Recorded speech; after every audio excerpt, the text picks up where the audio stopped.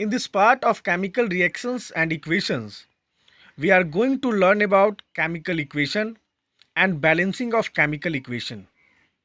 Let's start the class.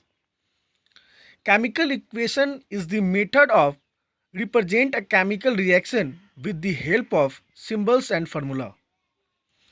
It means a chemical reaction can be represented by chemical equation. It involves usage of symbol of elements or chemical formula of reactant and product with mention of physical state.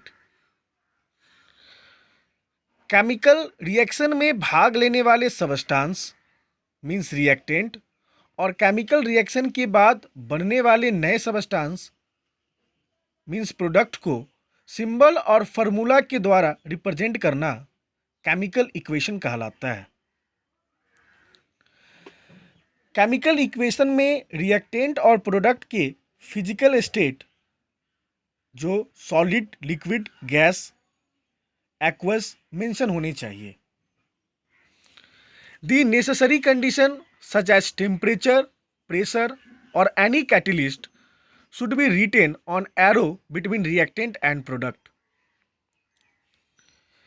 Chemical reaction में आवश्यक स्थितियां जैसे temperature, pressure और catalyst को reactant और product के बीच arrow sign के ऊपर या नीचे लिखना चाहिए।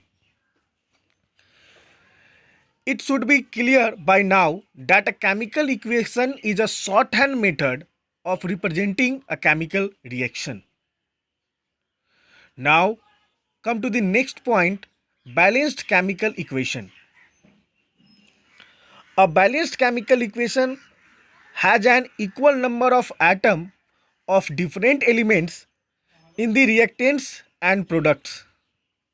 In other words, a balanced chemical equation has an equal number of atoms of the different element on both the sides. वह केमिकल इक्वेशन जिसमें एरो साइन के दोनों ओर प्रत्येक एलिमेंट के एटम्स की संख्या बराबर होती है, बैलेंस्ड केमिकल इक्वेशन कहलाता है।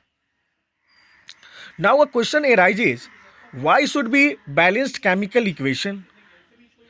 It should be noted that the chemical equation are balanced to satisfy the law of conservation of mass in chemical reaction. Chemical equation को law of conservation of mass के satisfy के लिए balance किया जाता है। Law of conservation of mass से matter can neither be created nor be destroyed in a chemical reaction. Means chemical reaction के दौरान न तो मैटर का निर्माण होता है और न ही नाश। दूसरे शब्दों में केमिकल रिएक्शन में भाग लेने वाले रिएक्टेंट और का मास और केमिकल रिएक्शन के बाद बनने वाले प्रोडक्ट का मास दोनों बराबर होता है। So number of element involves in a chemical reaction should remain same at reactant and product side. Now we learn balancing of chemical equation. The process of making the number of different type of atom equal on both the sides of an equation is called balancing of equation. For balancing a chemical equation, we have to follow some steps. And the method we use is hit and trial method. Step first, write a chemical equation and draw boxes around each formula. Chemical equation को लिखना है और उसके चारों ओर एक box draw करना है। Do not change anything inside the box.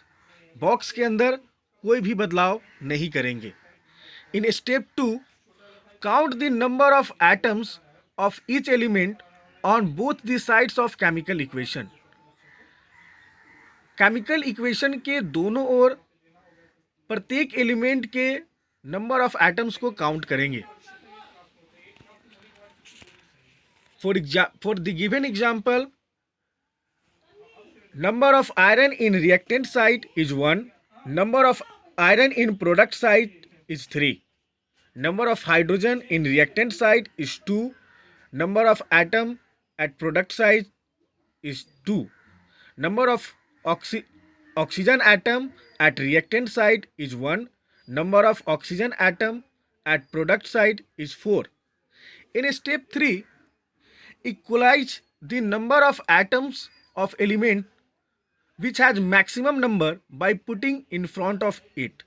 तीसरे स्टेप में जिस एलिमेंट के एटम्स की संख्या सबसे अधिक है उसकी संख्या को बराबर करते हैं. In step 4, try to equalize all the atoms of the elements on the reactants and products side by adding coefficient in front of it. चौथे स्टेप में रिएक्टेंट और प्रोडक्ट के प्रत्येक एलिमेंट के एटम्स की संख्या को बराबर करते हैं. In fifth state, right the physical states of reactants and products. पांचवें स्टेप में रिएक्टेंट और प्रोडक्ट के फिजिकल स्टेट को लिखते हैं. फिजिकल स्टेट के लिए सॉलिड के लिए एस सिंबल का इस्तेमाल किया जाता है, लिक्विड के लिए एल, गैसियस स्टेट के लिए जी और एक्वस स्टेट के लिए AQ का यूज किया जाता है. In step 6, right necessary condition of temperature, pressure और कैटलिस्ट ऑन एरो एबव और बिलो. छठे स्टेप में केमिकल रिएक्शन की आवश्यक स्थितियां जैसे टेम्परेचर, प्रेशर या कैटलिस्ट को एरो साइन के ऊपर या नीचे लिखते हैं. In next class we will learn types of chemical reaction. Hope you understand this chapter very well. Thank you.